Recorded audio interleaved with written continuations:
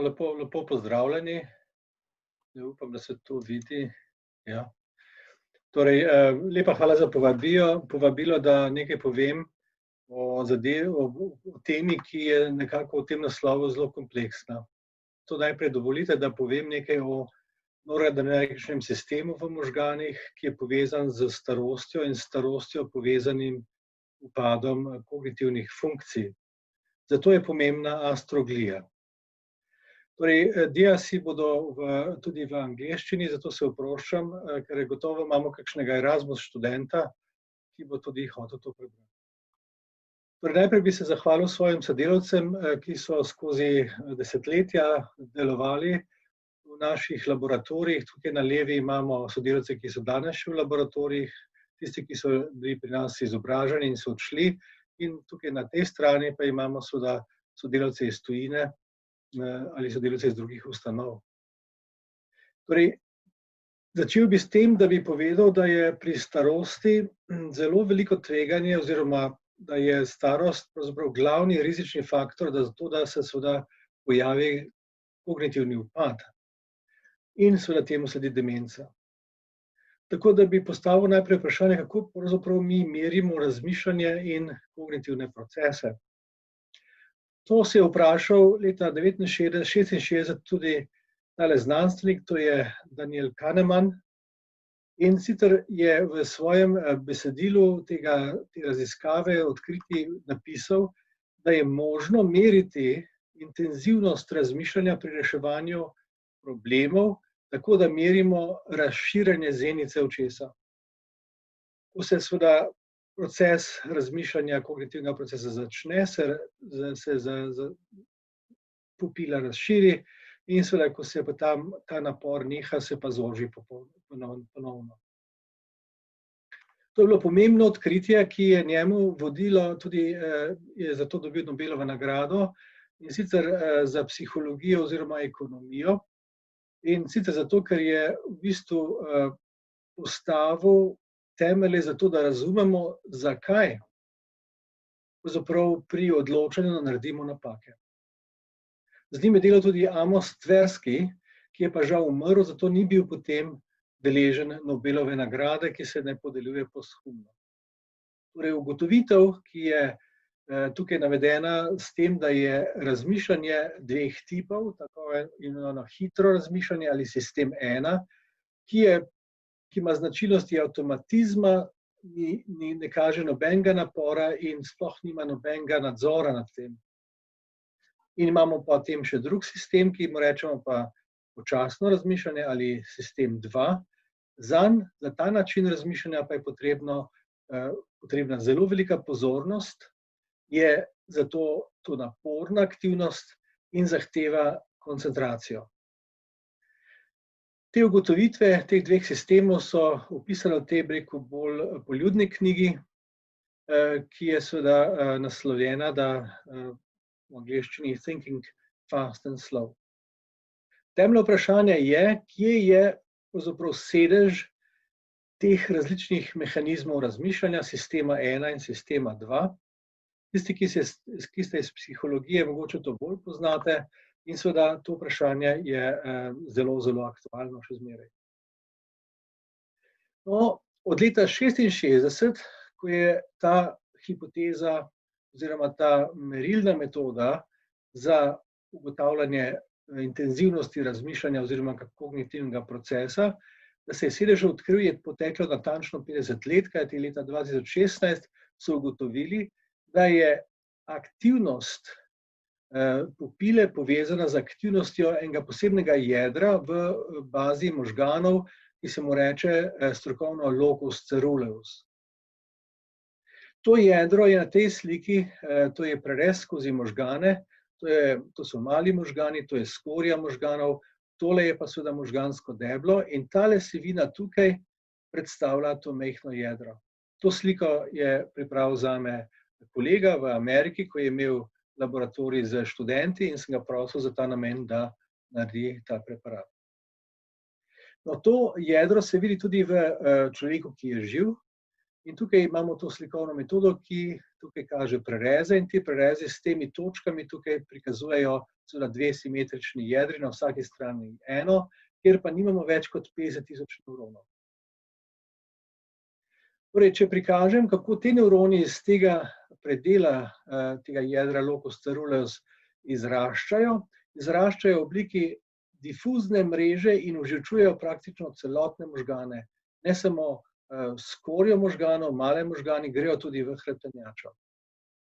In ti nevroni izločajo substanco, ki jo rečemo noradrenalin, je zelo podobna adrenalinu, ki se pa izloča predvsem v sistemu, se pravi, kadar smo v stresni situaciji, nas preplavi adrenalin, no in tudi adrenergični športi so adrenalinski športi, kjer se seveda ta substanca sprošča v telesu. Vendar ta adrenalin, ki se sprosti med stresom, pa ne pride do možganov. V možganih imamo ločen sistem in ta sistem predstavlja to jedro in seveda substanca, ki jo rečemo noradrenalin.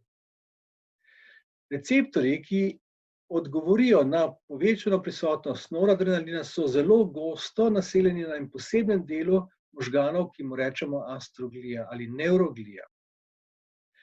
In ta noradrenalin, kot danes vemo, je izredno pomemben za konsolidacijo spomina, za ustvarjanje spomina. In kar tudi danes vemo je, da se jedro locus coeruleus in njegovi nevroni s starostjo poškodujejo in nekako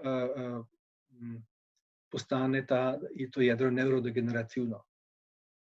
Torej, posledica tega je, da s starostjo je v naših možganih vedno manj noradrenalina. Kakšne so zdaj posledice tega? Torej, noradrenalična disfunkcija je tesno povezana z seveda različnimi nevrodegenerativnimi boleznimi. Tukaj prepoznamo Alzheimerjevo, Parkinsonovo bolezen. In seveda razvil se je koncept, da je stopnja poškodbe v tem jedru povezana s tako imenovano nevralno rezervo. Kajti z življenjem, ko se staramo, je del teh nevronov vedno manjši v tem jedru locus coeruleus in seveda lahko na nek način to kompenziramo z neko rezervo. Ta študija je pokazala na velikem številu pacientov, kjer so spremljali bolnike in so jih zelo sistematično preverili glede kognitivne stopnje upada in po smrti so seveda preverili, kje je korelacija največja z rečemo kognitivnim upadom, ki je bil ugotovljen pred smrtjo. No in zelo jasno je bilo, da je ta robustna zveza s kognitivnim upadom povezan s tem jedrom. Torej, gostota noradrenergičnih nevronov v tem jedru je na nek način predikcija za to, v kakšni stopnji se lahko razvije kognitivni upad. Torej, kako se zdaj s tem upremo? Torej, deficit prisotnosti noradrenergičnega sistema v naših možganih lahko na nek način upočasnimo, tako da aktiviramo še tiste nevrone, ki so še prisotni v tem jedru. Druga možnost je, da transplantiramo noradrenergične nevrone, oziroma da seveda, ker primanjkuje noradrenalina v starajočih možganih, ker propade to jedro, da v bistvu aktiviramo te iste procese kot jih noradrenalin na astrogliji z molekulami, ki delujejo podobno, ampak prek drugih receptorjev.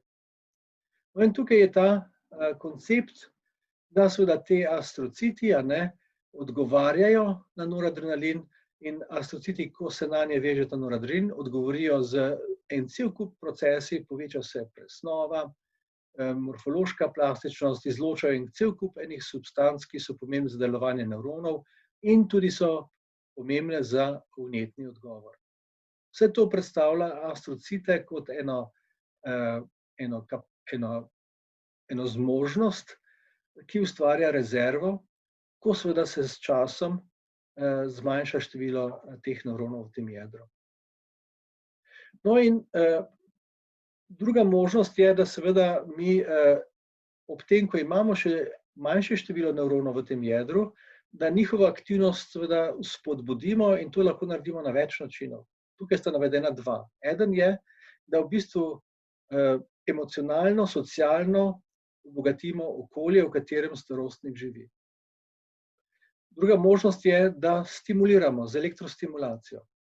Torej, vsak zdravnik v splošni praksi bo napotil starajočega bolnika ali pa svojce k temu, da bodo starejši ljudje bistveno bolj aktivno živeli v smislu socialnih stikov, se pravi petje, branje, ples, fizična aktivnost, vse stimulira sproščanje noradrenalina iz nevronov v tem jedru.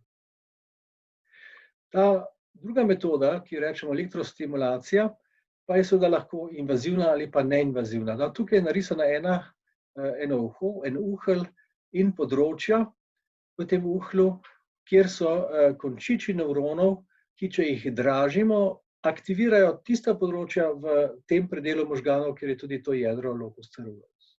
Torej, če namestimo elektrode na ta področje, praktično stimuliramo tudi to jedro in aktiviramo sproščanje noradrenalina. Te metode se uporabljajo na več načinov, tudi za to metodo mi je povedal psihiater, ki je zdravil bolnike z depresijo in pa bolnike, ki so seveda bili zasvojeni z različnimi substancami. Druga elektrostimulacijska metoda pa je, da praktično elektrode implantiramo, kot je prikazano na tej sliki, direktno v to jedro. To je metoda, ki se bolj uporablja za bolj rezistentne oblike Parkinsonove bolezni, za zdravljenje, reče se deep brain stimulation v angleščini. Tukaj je bilo pa narejenih nekaj pacientov leta 2018, ki so starostniki, ki so seveda dobili te elektrode implantirane in seveda imajo takole eno tako stikalo in če to stikalo vklopijo, stimulacijo povečajo ali jo vklopijo in s tem se njihova aktivnost se močno zboljšuje. No, in pridemo do tretje možnosti, to je, da seveda lahko uporabimo ob pomanjkanju noradrenalina neke druge substance, ki aktivirajo te celice astroglija v bistvu na način, kot jih stimulira noradrenalin.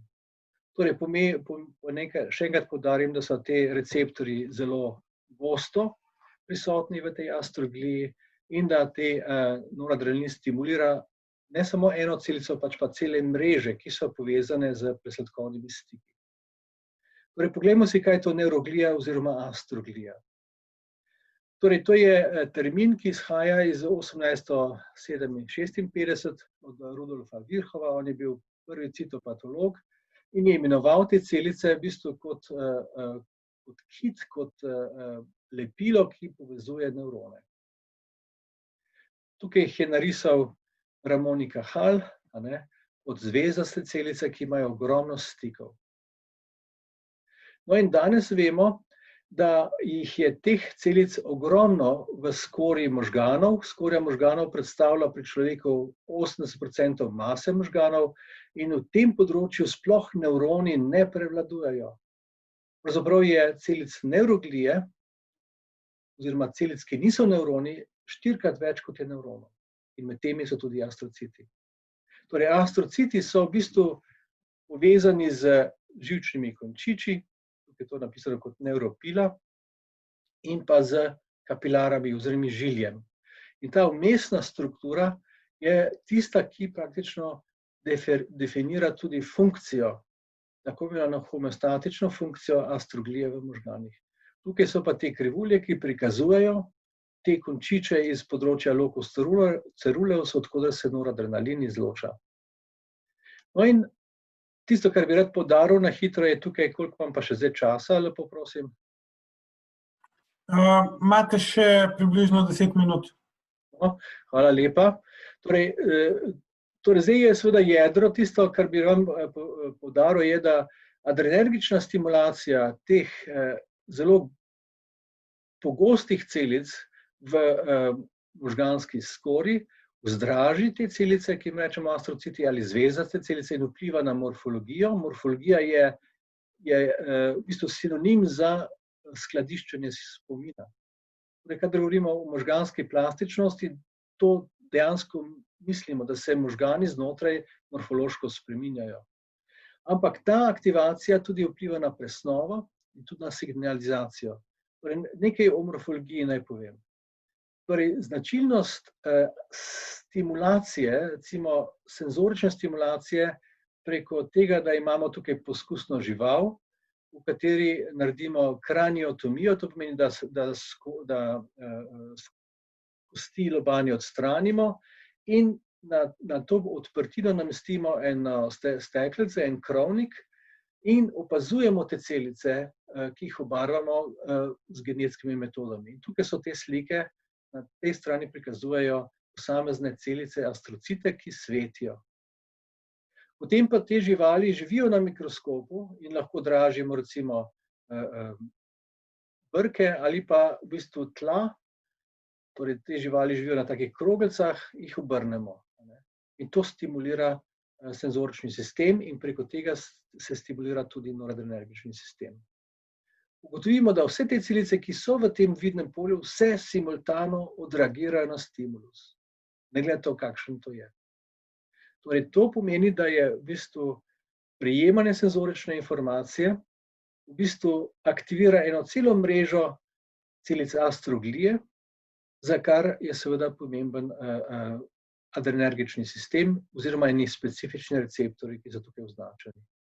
No, noradrenalin ali norepinefrin, to je eno in isto, s tem, da je seveda v Ameriki adrenalin zaščiteno ime, zato se tam mora uporabljati norepinefrin. No, in ko taka celica astrocit zazna to molekulo, v notranjosti odgovori tako, da se poveča kalcij, da se poveča ciklična AMP, sicer v različnih domenah, ampak to je govorica celic, ki so zdaj mrežno aktivirane. Ko se adrenalin nanje veže, se njihova seveda tudi morfologija v nekako 10 minutah spremeni. Tukaj imamo celico pred dodatkom epinefrina oziroma adrenalina in seveda celica se čez 10 minut spremeni, kot to vidimo tukaj. Torej, morfološke spremembe so seveda zelo pomembne in te morfološke spremembe so odvisne od koncentracije tega cikličnega AMP s tako zvonostjo približno. Torej, imamo proces v možganih, ki ga noradrenalin aktivira, s tem, da posledično spremeni njihovo morfologijo. Tu imamo še eno sliko, ki to bolj podrobno pokaže, da po dodatku noradrenalina se močno poveča ta zelo fina nazobčenost površine te celice. In tukaj je slika, kjer je seveda tudi prikazana astrocit v zeleni barvi, tole je žila, spet imamo žival, ki ima kraniotomijo, skozi to tanko plast se vidijo žile v korteksu in v tem poskusu smo gledali, kako se morfologija teh celic spremeni, če dodamo aktivator beta oziroma adrenergičnih receptorjev. In stimulus je bil povzročitev nabrekanja celic, ki se kaže v času 1 uri od tale premica. Če dodamo pa ta epinefrin, ki skrči celice astrocite, se pa in vivo to ne zgodi. Torej, imamo eno pomembno sporočilo, da se seveda v in vivo razmerah okoli teh sinaps astrociti ves čas plastično spreminjajo in nekako spreminjajo pogoje, kako nevroni med sabo komunicirajo. Ta oranžna celica je bila narejena z elektronsko mikroskopijo in te zlata zrna predstavljajo glikogen. Torej, v možganih imamo glikogen samo v astrocitih. Zato nas zdaj zanima presnova. Torej, presnova v možganih je nekaj, kar je povezano z izredno porabo energije. Kljub temu, da imajo možgani samo 2% telesne mase, porabijo v mirovanju 1/4 glukoze. In ta glukoza se iz periferije dostavlja zdaj v možgane še bolj pospešeno, če seveda mislimo. No in ta dodatek energije med kognitivnim procesom prihaja iz astrocitov. In to se da seveda tudi meriti. Naš laboratorij je to razvil kar nekaj metod, kjer seveda lahko merimo, kako se spreminja glukoza v teh celicah, in ta slika pokaže, kako se glukoza poveča, če stimuliramo te celice z noradrenalinom. Tukaj se glukoza počasi poveča, recimo v 100 sekundah, to pa stimulira povečanje cikličnega AMP, ki je nekako predhodni dogodek. No in podobne molekule, ki učinkujejo podobno kot noradrenalin, so tukaj te molekule, ki delujejo v teh astrocitih, povečajo seveda ciklični AMP. In te molekule imajo tudi velik učinek na seveda morfologijo. Tukaj imamo noradrenalin pa en analog, ki v času 4 ur poveča morfološke spremembe in tudi te molekule podobno učinkujejo. In ta učinek traja recimo nekaj 12 ur. Torej, mehanizmi, ki zdaj delujejo mimo noradrenalina, obstajajo in te mehanizmi so tisti, ki bi jih lahko, ko primanjkuje noradrenalina, uporabili za recimo nadomestek pomanjkanja noradrenalina. Tukaj bom seveda na kratko prešel, kajti astrociti niso samo morfološko in presnovno lepilo oziroma kit ali glina v možganih, pač pa so tudi na nek način tudi nevroni, kajti signalizirajo na podoben način kot nevroni, vendar v bistveno bolj počasnem časovnem okvirju.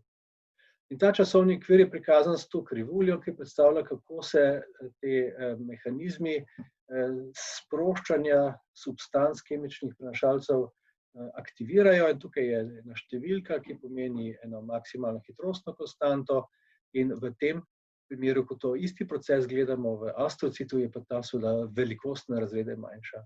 Torej, astrociti so kot nevroni, izločajo kemične prenašalce, da komunicirajo s sosednjimi celicami, vendar pa to se dogaja v domeni, ki je razrede velikosti počasnejša. Torej, seveda imamo v možganih procese, ki morajo potekati zelo hitro in tudi take, ki morajo potekati zelo počasi.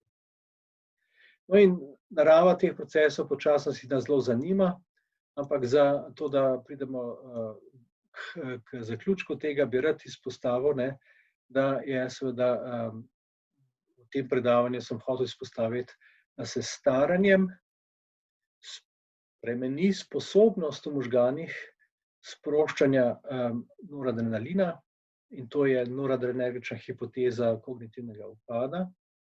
In zaradi tega pomanjkanja seveda noradrenalina je tudi stimulacija astrocitov, ki ustvarjajo pogoje za optimalno delovanje nevronov, močno zmanjšana.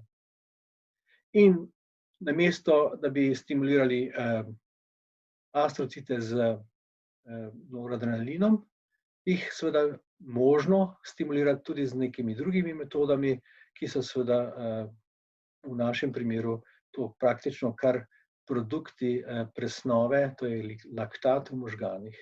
S tem sem seveda izčrpal svoje predavanje, tako da se ponovno zahvaljujem najprej vam, pa seveda tudi vsem svojim kolegom, s katerimi smo do sedaj zelo uspešno sodelovali na tej poti, da je seveda staranje ena velika pustolovščina, da ni to seveda problem, ki ga je treba rešiti. Lepa hvala za morebitna vprašanja tudi. Lepa hvala, profesor Zorc, za izjemno izčrpno predavanje. In me zanima najprej poslušalci, če imate kakšno vprašanje, ga lahko napišete na chat. No, v tem času, dokler se postavi vprašanje, bi pa, da se navežem na temo pred odmorom, bi vas vprašal, ko ste razlagali in kazali zelo veliko znanosti na tem področju, če se vam zdi, tudi v znanosti je prisoten nek starizem, ali se vam zdi, da pač raziskave, kot jih sami delate, da pač imajo veliko pozornosti in sredstev v znanosti, ali se tudi tukaj kaže, da se zapostavlja področje bolezni staranja in starosti? Financerji določajo, kdor pač financira znanost, tisti določa, kdo bo to dobil. No, in kot veste, je vsaj v Sloveniji uvedena na nek način res starizem. To je, da se seveda preferenčno daje kvoto denarja, da seveda, če si določeno starost, seveda je potem preferenčno, da to dobi nekdo drug, ne glede na to, kakšne so kompetence. Da je posod, seveda, država ima različne politike, ne, in v zadnjih 30 letih je bilo izredno bogato financiranje, recimo, izobraževanja mladih doktorjev znanosti. Budžet za znanost je v Sloveniji ostal enak, ampak pritisk na ta sredstva se je pa močno povečal. Tako da je v bistvu zdaj država uvedla politiko, ki bi lahko rekli, da je bolj socialna, ne pa znanstvena, da seveda potem nekako bi lahko rekli diskriminira po letih tiste, ki predlagajo znanstvene projekte, ki bi seveda pa lahko naslovili akutne in pa univerzalne probleme in pa tudi aplikativne probleme. Torej, to se pojavlja, seveda se tudi zelo spreminja, da ene rešitve ni, ne, ampak biti pa seveda, zavedati se pa, da ta problem starosti obstaja, oziroma staromrzništva v slovenščini, bi tudi lahko rekli, poleg starizma, je pa seveda vedno dobro, da se seveda v pravi meri rešujejo s pravo držjo, uravnoteženo in pa konstruktivno. To je pomembno, kajti mnenje je seveda odvisno od tega, kakšna je klima. Klima se pa ves čas spreminja, enkrat imamo epidemijo, pa pandemijo, potem je pa neha, ne, pa so seveda pa stvari drugačne. Torej, univerzalnega odgovora na to vprašanje seveda ni, ne. Je pa, kakorkoli si pač nekdo razlaga, je to seveda relativno, z enega ali pa drugega stališča. Je pa gotovo vedno starost pomemben element obravnavanja znanosti, ne samo problemov raziskovanja, pač pa tudi kdo to raziskuje.